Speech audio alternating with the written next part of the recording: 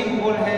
प्रादेशिक भूगोल में अपना पाठ चल रहा था नेपाल। तो नेपाल के भौतिक भाग, नेपाल की जलवायु, नेपाल के आपको इससे पहले मैंने नेपाल के बारे में जो कुछ डिस्कशन कर चुके अपन। आज ऑनलाइन स्वागत में आपका फिर से एक बार स्वागत है। आप पढ़ रहे होंगे, आपका स्वास्थ्य ठीक होगा, ऑनलाइन क्लास में स्वागत है। आज पेपर स्टार्ट करते हैं। पेपर स्टार्ट करने से पहले आपका जो प्रादेशिक भूगोल है, प्रादेशिक भूगोल में नेपाल की प्राकृतिक वनस्पति, नेपाल की प्राकृतिक वनस्पति है। इसमें नेपाल की जो जलवायु है उसमें परिवर्तन के साथ साथ जो प्राकृतिक वनस्पति है उसमें भी परिवर्तन स्वाभाविक है। इसमें यदि जलवायु में परिवर्तन होगा तो वनस्पति में भी परिवर्तन होगा। नेपाल की जलवायु है वो परिवर्तनशील है, और परिवर्तनशील है तो वहां की वनस्पति भी क्या है, स्वाभाविक रूप से परिवर्तनशील है। ऊंचाई के साथ साथ तापमान में परिवर्तन होता रहता है। ऊंचाई के साथ तापमान में परिवर्तन होता रहता है। नेपाल का जो 39% भाग है वो वन्य है। नेपाल का 39% भाग है, ये आपका क्या है, वन्य है।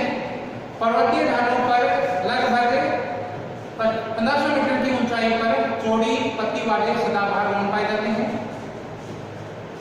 नेपाल की जो वनस्पति है या प्राकृतिक वनस्पति है उसको मुख्य रूप से अपन 4 भागों में बांटते हैं। या नेपाल की प्राकृतिक वनस्पति है वो 4 प्रकार की मुख्य रूप से देखने को मिलती है।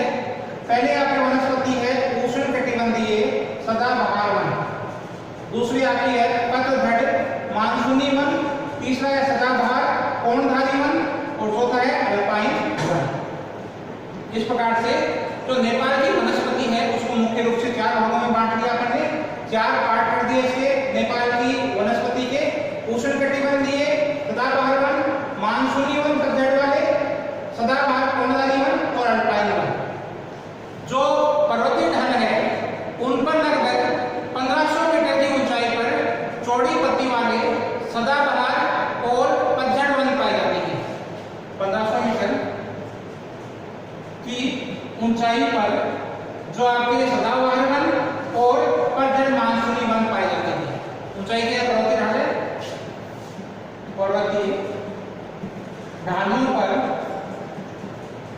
1500 मीटर से आपके ऊंचाई पर चौड़ी पत्ती वाले सदाबहार वन और पतझड़ वन पाए जाते हैं। चौड़ी पत्ती वाले कौन से वन आपके, एक तो आपके सदाबहार वन है, एक आपके पतझड़ वाले वन है। इनमें से मुख्य रूप से जो ये चौड़ी पत्ती वाले वन है, इन वनों में जो आपके मुख्य रूप से जो वन है वो आपके कौन से हैं, साल वन, साल वृक्ष मुख्य रूप से पाए जाते हैं। चौड़ी पत्ती वाले में साल वृक्ष हैं जो बहुत उपयोगी वृक्ष माने जाते हैं। इनकी लकड़ी होती है वो बहुतायत रूप में पाई जाती है, उपयोगी लकड़ी है। तो साल वृक्ष पाए जाते हैं, ये बहुतायत में पाए जाते हैं। साल ये साल के 1500 से 2700 मीटर तक सदाबहार ओक वन पाए जाते हैं। 1500 से 2700 मीटर की ऊंचाई पर जो वन पाए जाते हैं वो है ओक वन, ओक वृक्ष। ये भी बहुतायत में पाए जाते हैं। 1500 मीटर से 2700 मीटर की ऊंचाई तक सदाबहार ओक वृक्ष मिलते हैं, प्रमुखता से मिलते हैं। साथ में इसके मेपल और पाइन, मेपल और पाइन ये वृक्ष भी बहुतायत से मिलते हैं। ओक वृक्ष है, इनकी ऊंचाई 1500 से 2700 मीटर की मिलती पाई जाती है। ओक वन है, ओक वन के अलावा मेपल और आपके पाइन वृक्ष है, इनकी भी बहुतायत से मिलते हैं। इन वृक्षों के अलावा यदि बात करें अपन 2700 मीटर 3100 मीटर की ऊंचाई पर, 2700 मीटर से 3100 मीटर की ऊंचाई पर जो क्षेत्र है उसमें कोणधारी वृक्ष मिलते हैं। कौन से बने? कोणधारी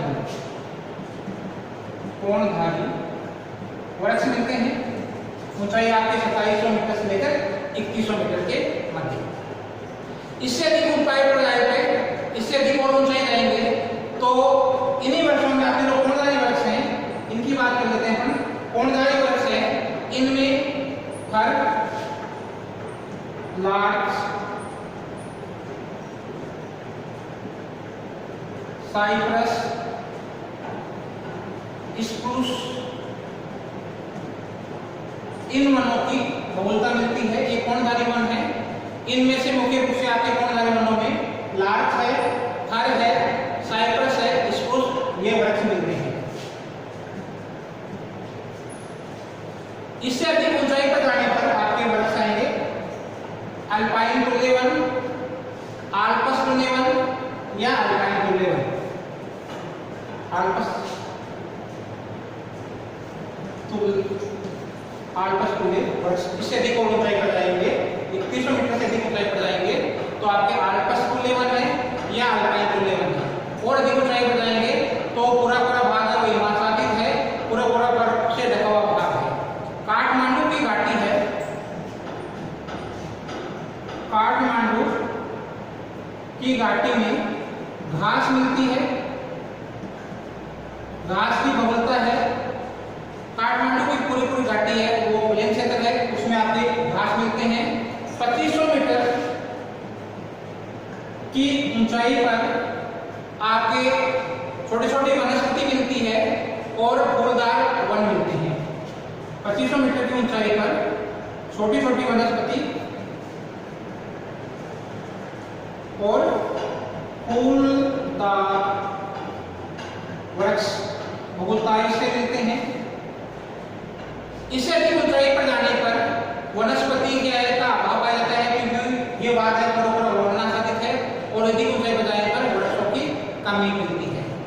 नेपाल वन की दृष्टि से विशालता लिए मेरे नेपाल में वन संपदा विशाल रूप से पाई जाती है, किंतु धरातलीय दुर्गमता पूरा भाग क्या है आपका पर्वतीय भाग है तथा सीमित साधन के कारण से इन जो वन है इनका समुचित रूप से उपयोग नहीं हो पाया है। नेपाल क्या है?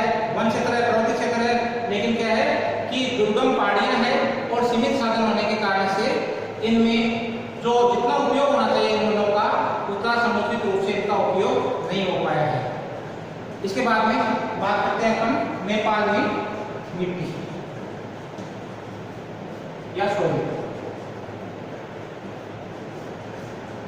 नेपाल में जो मिट्टी है, नेपाल के तराई भाग है और मध्यवर्ती घाटियों में मध्यवर्ती भाग है नेपाल में। एक तो काठमांडू घाटी, यह घाटी क्षेत्र घाटियों में या तराई प्रदेश में। इन क्षेत्रों में क्या है कि आपकी या मध्यवर्ती भाग में है,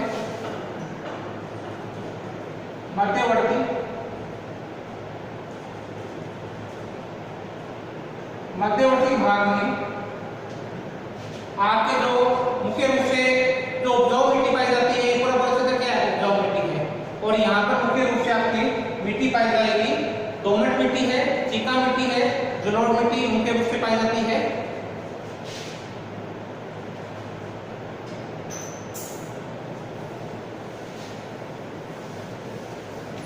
नेपाल में मिट्टियां और मिट्टियों को मुख्य रूप से नेपाल में तराई जो भाग है आपका मध्यवर्ती भाग है, घाटी वाला भाग है। इस घाटी वाले भाग में दोमट मिट्टी, चिका मिट्टी, जलोढ़ मिट्टी ये मुख्य रूप से पाई जाती है। भाग कौन सा है आपका? ये आपका भाग है आपका घाटीय भाग, घाटियों में या मध्यवर्ती भाग, इसमें मुख्य रूप से क्या है?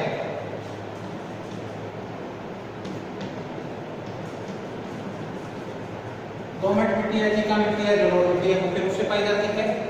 जो आपका नेपाल का तराई वाला भाग है, तराई वाला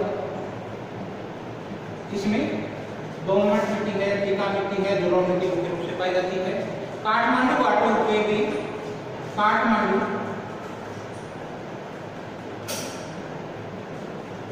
घाटी में मुख्य रूप से जलोढ़ मिट्टी पाई जाती है।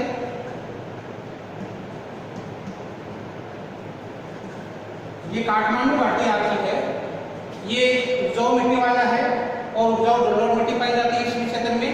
मध्यवर्ती भाग ऊंचाई के साथ साथ धरातल पे, मध्यवर्ती भाग है उसमें ऊंचा जो धरातल है मध्यवर्ती भाग का, इस मध्यवर्ती भाग का ऊंचा धरातल है या ऊंचाई में आगे जो मिट्टी पाई जाएगी वो है ओरजोनिक।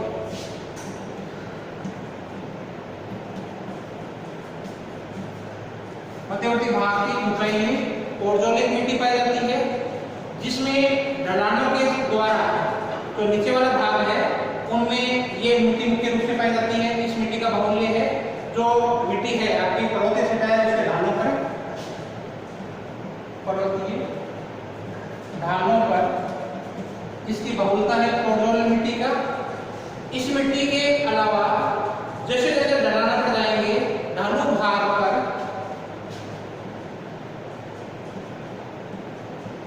भागों में आपकी मिट्टी पाई जाती है लेटेराइट। लेटेराइट मिट्टी भी मुख्य रूप से पाई जाती है। जो मिट्टी पाई जाती है ढालू भाग होने के कारण से, नेपाल का पर्वतीय भाग है और पर्वतीय भाग होने के कारण से ढालू भाग है, और ढालू भाग होने से मृदा की नेपाल में मृदा की अपरदन की समस्या बनी है। अगला अपना पॉइंट है कृषि। नेपाल की जो कृषि है, कृषि नेपाल के जीवन का आधार है। कृषि जीवन का आधार है, राष्ट्रीय आय का प्रमुख स्रोत है। राष्ट्रीय आय का प्रमुख स्रोत क्या है? कृषि। यहां जो कृषि के अंतर्गत क्षेत्रगत है, नेपाल के कुल भूभाग का 19% भाग है वो कृषि के अंतर्गत है। नेपाल की कार्यशील जनसंख्या का 93% भाग कार्यशील जनसंख्या का 93% भाग है ये कृषि के अंतर्गत संलग्न है। यद्यपि नेपाल में कृषि क्षेत्र सीमित है, उच्चावच की अत्यधिक असमानता, उच्चावच की अत्यधिक असमानता, जलवायु की विषमता,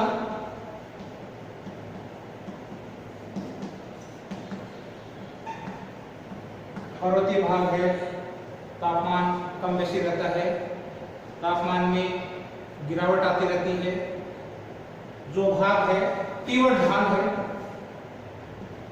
तीव्र ढाल वाला भाग, इनके कारण से जलवायु की विषमता है, अत्यधिक विषम ढाल है। इन कारण से ये क्या है, ये नेपाल की कृषि में बाधा है, कृषि में बाधाएं उत्पन्न करती है, बाधाएं हैं, कृषि में बाधाएं हैं। किंतु जहां भी उपयुक्त दशाएं मिलती है, कृषि का समुचित विकास का प्रयास किया जाता है। जहां भी जितना भी भाग मिलता है, जहां जितनी भी दशाएं उनको उपयुक्त मिलती है, कृषि का विकास समुचित ढंग से करने का प्रयास किया जाता है। यहाँ का प्रमुख कृषि क्षेत्र है वो काठमांडू की घाटी, अन्य घाटियां नदी घाटियां हैं। इनका प्रमुख क्षेत्र कौन सा है? एक तो है काठमांडू घाटी तथा अन्य घाटियां, घाटी क्षेत्र। ये कृषि का मुख्य क्षेत्र है, कृषि का क्षेत्र क्या है? काठमांडू घाटी है तथा अन्य घाटी क्षेत्र है। नेपाल के क्षेत्र के अंतर्गत जो मुख्य फसलें पैदा की जाती है उन फसलों में चावल मुख्य फसल है, चावल की खेती की जाती है, जो है मक्का है, जो की खेती की जाती है, मक्का की खेती की जाती है, गेहूं की खेती की जाती है, गेहूं, तंबाकू मुख्य फसलें हैं यहाँ की, चावल, मक्का, जौ, गेहूं, तंबाकू, आलू यहाँ की मुख्य फसलें हैं। नेपाल में सिंचाई का विस्तार कर जो पश्चिमी तराई वाला भाग है, ये पूरा भाग क्या है, ये पूरा भाग है, ये तराई प्रदेश कहलाता है। और इसका ये पश्चिमी तराई वाला भाग है, ये वाला भाग है, ये तराई वाला भाग है।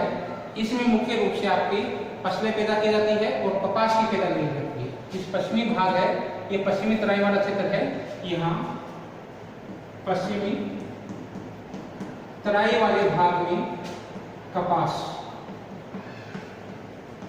मुख्य फसल के रूप में पैदा की जाती है। कपास की फसल ली जाती है, कपास की फसल का उत्पादन प्रारंभ किया गया है। यहाँ जो मुख्य फसल है उन मुख्य फसलों में चावल,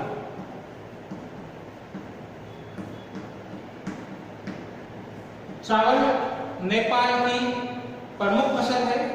यहाँ खाद्यान्न में चावल का सबसे अधिक महत्व है, खाद्यान्न फसल है, सबसे अधिक महत्वपूर्ण है, सबसे अधिक महत्व दिया जाता है, सबसे महत्वपूर्ण फसल है, खाद्यान्न फसल है। इसकी खेती है वो तराई प्रदेश में,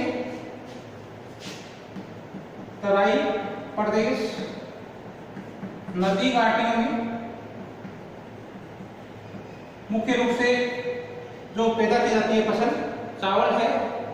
पर्वतीय ढालों के नीचे सीढ़ीनुमा खेत बनाकर भी कई जहां पर भी स्थान मिलता है, वहां पर जहां पर पर्याप्त मात्रा में वर्षा होती है वहां पर भी क्या है, चावल का उत्पादन किया जाता है। तो जहां पर्वतों का निचला भाग है,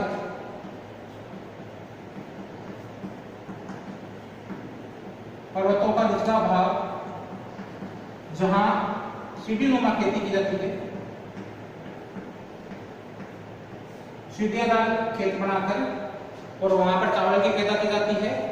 चावल में जो जहां वर्षा की मात्रा पर्याप्त होती है, वर्षा की मात्रा जहां पर्याप्त होती है वहां पर क्या है, सीढ़ीनुमा खेती की जाती है। ये आपका मुख्य रूप से तराई वाला भाग है, पश्चिम तराई वाला भाग है, चावल के लिए काफी महत्व रखता है, कपास के लिए भी महत्व रखता है तराई वाला क्षेत्र। ये पूरा बेल्ट है, नीचे वाला बेल्ट है, ये तराई प्रदेश है और यहाँ पर चावल है आपका और कपास मुख्य रूप से पैदा किया जाता है। जहाँ पर भी तराई क्षेत्र है, नदी घाटियों क्षेत्र है, पर्वतीय ढाल है, सीढ़ीनुमा खेत वहाँ पर बनाए जाते हैं और वहाँ पर जहाँ पर बरसात की मात्रा पर्याप्त होती है वहाँ पर क्या किया जाता है, चावल पैदा किया जाता है। दूसरी मुख्य फसल है मक्का। दूसरी कौन सी फसल है, मक्का। मक्का पर्वतीय ढालों पर उत्पादित की जाती है, कहाँ की जाती है, पर्वतीय ढालों पर क्या किया जाता है, मक्का का उत्पादन किया जाता है। जूट, तीसरी फसल मुख्य रूप से क्या है, जूट। नेपाल में जो कोशी का पूर्वी भाग है वहां जूट का उत्पादन किया जाता है। ये नदी बताई थी कल आपको, कर्णाली नदी, गंडक नदी, कोसी नदी। तो ये वाला भाग है, कोसी नदी का भाग है, पूर्वी भाग है, नेपाल के पूर्वी भाग में कोसी नदी रहती है और कोसी नदी का भी पश्चिमी भाग है। इस भाग में ये जो एरिया है इस क्षेत्र में जूट का उत्पादन किया जाता है। कोसी नदी का, कोसी नदी का पश्चिमी भाग क्या किया जाता है, जूट का उत्पादन किया जाता है। तंबाकू पूर्वी तराई क्षेत्र है, तंबाकू पूर्वी तराई क्षेत्र में, पूरी तराई क्षेत्र कौन सा हो गया आपका, ये पूरा भाग है, नीचे वाला भाग है, दक्षिणी भाग है नेपाल का, ये आपका तराई प्रदेश कहलाता है। और इस तराई का जो पूर्वी भाग है, तराई का पूर्वी भाग है, वहां पर क्या है, तंबाकू का उत्पादन मुख्य रूप से किया जाता है। पूर्वी भाग है आपका नेपाल का दक्षिणी और जो तराई प्रदेश है उसका जो पूर्वी भाग है, पूर्वी भाग में तंबाकू का उत्पादन किया जाता है। चाय, इलायची, इलम, चाय का उत्पादन है वो इलम क्षेत्र है उसमें, और भापा, इन क्षेत्रों में, इलम क्षेत्र और भापा क्षेत्र में चाय का उत्पादन है वो मुख्य रूप से किया जाता है। काठमांडू की घाटी है उसमें शताब्दियों से गहन खेती की जाती है। काठमांडू आपको बताया था मध्यवर्ती भाग है, इसमें घाटियां हैं और घाटियों में काठमांडू जहां पर इसकी राजधानी भी महत्वपूर्ण क्षेत्र है काठमांडू घाटी। काठमांडू घाटी है ये शताब्दियों से ही आपकी क्या है इस क्षेत्र में गहन खेती की जाती है। गहन खेती की मुख्य रूप से जो गहन मतलब है कि वर्ष में 2-3 बार पैदा की जाती है फसलें, जनसंख्या अधिक है, बार बार फसलें पैदा की जाती है। तो काठमांडू घाटी है वो काफी उपजाऊ क्षेत्र है, आपको बताया था दोमट मिट्टी पाई जाती है इस क्षेत्र में और वहां पर अलग अलग प्रकार की फसलें उत्पन्न की जाती है। काठमांडू घाटी शताब्दियों से ही गहन कृषि के लिए प्रसिद्ध है। वर्तमान समय में इस क्षेत्र में जो नेपाल है, नेपाल के पूरे क्षेत्र में व्यापारिक फसलों की महत्व दिया जाने लगा है। अब क्या लगने लग गया है व्यापारिक फसल, नेपाल में व्यापारिक फसलों को अधिक महत्व दिया जाने लगा है। नेपाल के जो कृषि विकास है इस हेतु मुख्य रूप से क्या किया जाता है, सिंचाई का विस्तार किया जाता है, सिंचाई का विस्तार किया जा रहा है, उर्वरकों का उपयोग किया जा रहा है, बाढ़ संरक्षण किया जा रहा है, बाढ़ संरक्षण, जहां पर भी कृषि योग्य भाग है वहां सिंचाई का जो क्षेत्र है इसका विस्तार किया जा रहा है, बाढ़ क्षेत्र है उसका संरक्षण किया जा रहा है, उर्वरकों का प्रयोग किया जा रहा है। इसके साथ साथ में किसान है उनको ऋण, किसानों को ऋण उपलब्ध करवाया जा रहा है तथा विभिन्न प्रकार के उपकर प्रदान किए जा रहे हैं। उपकर प्रदान करके उनको प्रोत्साहित किया जाता है, उनको प्रेरित किया जाता है, उनको प्रोत्साहन प्रदान किया जाता है। नेपाल में कृषि के साथ साथ में पशुपालन का भी महत्व है, पशुपालन का भी बराबर महत्व दिया जाता है। कृषि के साथ साथ में पशुपालन को भी महत्व दिया जाता है। पशुपालन में मुख्य रूप से गाय और भैंस, पशुपालन में गाय तथा भैंस मुख्य रूप से पाली जाती है। गाय पशुपालन, गाय तथा भैंस को दूध तथा मांस दोनों उपयोग के लिए प्रदान किया जाता है, दोनों उपयोग लिया जाता है। मांस के लिए भी पाली जाती है और उसे दूध भी लिया जाता है। देश का जो पूर्वी भाग है उसमें इलायची का उत्पादन होता है। देश का ये पूर्वी भाग है, इस पूर्वी भाग आपका है इसमें इलायची का उत्पादन होता है। देश के पूर्वी भाग में इलायची का उत्पादन किया जाता है, जबकि जो घाटी क्षेत्र है घाटी में संतरा और अनानास,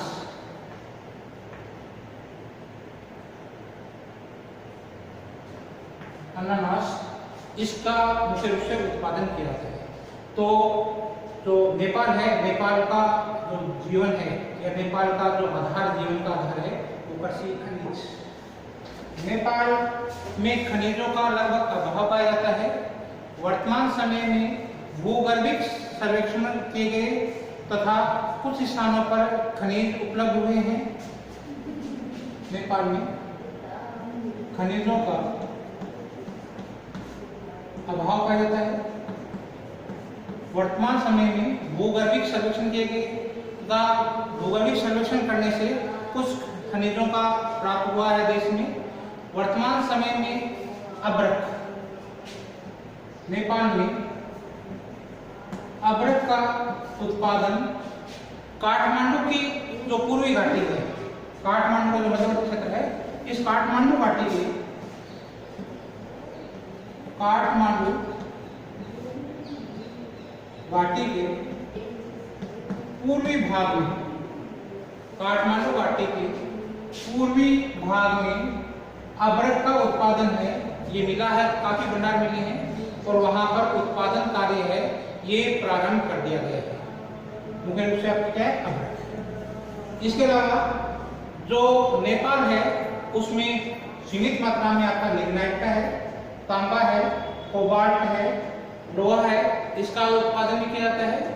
लिग्नाइट का उत्पादन है वो देश के तराई वाले भाग में लिग्नाइट का उत्पादन, लिग्नाइट का उत्पादन तराई वाले भाग में, तराई भाग में किया जाता है तथा इसकी मात्रा कम है। इसके अलावा जो पूर्वी भाग है आपका, इसमें भी कुछ मात्रा में क्या है, लिग्नाइट का उत्पादन किया जाता है। फूल चौकी नेपाल में ही, फूल चौकी स्थान का नाम है, फूल चौकी नारायणगंज, नारायणगंज तथा छात्र ज्ञान छात्र, आपका ज्ञान छात्र, इन स्थानों पर भी क्या है आपके लोहा भंडार, लोहा भंडार मिला है, लोहे का उत्पादन किया जाता है। नेपाल में खनिजों का लगभग अभाव सा पाया जाता है, ज्यादा खनिज नहीं पाए जाते हैं। नेपाल चूंकि पर्वतीय क्षेत्र है, नेपाल के में जल विद्युत का विकास है, जल विद्युत, इसका विकास की काफी संभावनाएं हैं। नेपाल में जल विद्युत के उत्पादन की काफी संभावनाएं हैं, अत्यधिक उत्पादन किया जाता है। इस दिशा में प्रयास किए जा रहे हैं, इस दिशा में प्रयास किए जा रहे हैं। नेपाल में जो अंतर्राष्ट्रीय सहयोग है उससे भी दो वृहद योजनाएं हैं, अंतर्राष्ट्रीय